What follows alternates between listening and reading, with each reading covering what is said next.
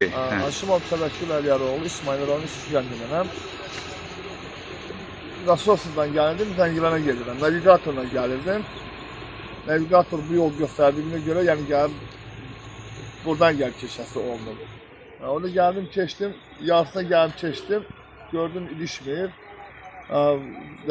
İstiqamət tərəfi yolu davam elədim, gəldi orada dirəndi maşın. Və siz bunun metrajını hesablamadınız, maşın şov. O metraj indi orada 3 metre heç bir znak yad yoxdur da orada, hə? Var, znak var. Bu tərəfdə də var, yolun tərəfindədir. Orada znakda 3 metre yazılıb, ancaq o yolun bir tərəfində 3 metre var, ancaq burada o 3 metre yoxdur, hə? Yəni yoxdur. Ona da görə ilişdi qaldı. Aydın, aydın.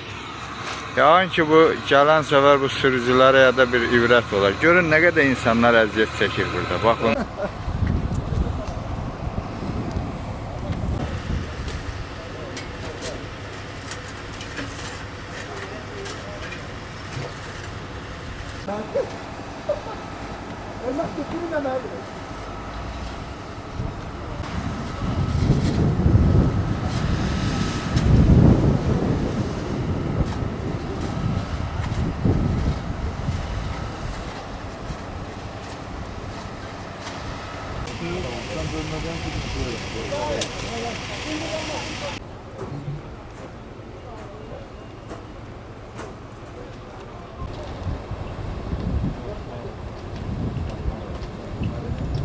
Şu anda teşekkür ederim.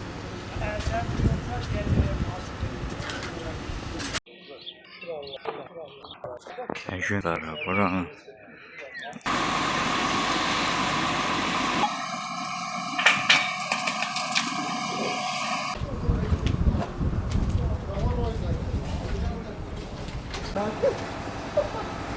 Ölmek de kimin emeğidir?